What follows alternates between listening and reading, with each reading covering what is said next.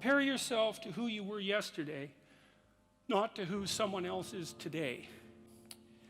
Comparing yourself to who you were yesterday and not to who someone else is today. The matter is, we actually don't know technically how much inequality there has to be to generate wealth.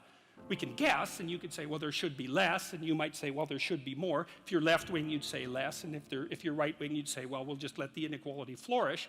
But we do know that it's inevitable, and we also know that we don't know how to regulate it. So there is inequality. What that means is there's always going to be people around that are better at something than you are.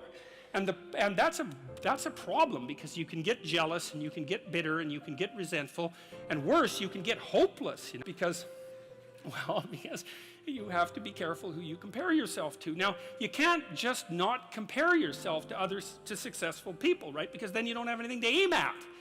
And one of the things I learned from Jung, this was a cool thing, I'm going to make a real lateral move here. Jung thought the book of Revelation was appended to the Bible because the Christ in the Gospels was too merciful. He was too nice a guy. Now, he's an ideal, right? And Jung said, wait a second, an ideal is always a judge. That's the thing about an ideal, because you're not as good as your ideal, so your ideal is a judge. And Revelation has Christ coming back as a judge, and that was Jung's explanation at the level of the collective unconscious for the pasting of that remarkably strange and terrible book onto the end of the Bible. So, anyways, my point is an ideal you need an ideal because you have nothing to aim at, but an ideal is a judge, and you always fall short of the ideal. So how the hell can you have the benefits of having an ideal without having the crushing blow that goes along with having the judge that always regards you as insufficient? So I was trying to work that out in the chapter, and this is something I've had to work out a lot as a clinical psychologist. It's like, well, let's say you need a goal, but we don't want to let your distance from the goal crush you.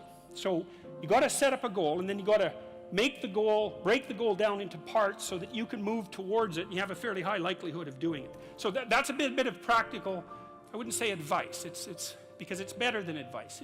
It's some practical knowledge about how to go about achieving an aim. Set a high aim, but differentiate it down so you know what the next step is, and then make the next step difficult enough so you have to push yourself past where you are, but also provide yourself with a reasonable probability of success.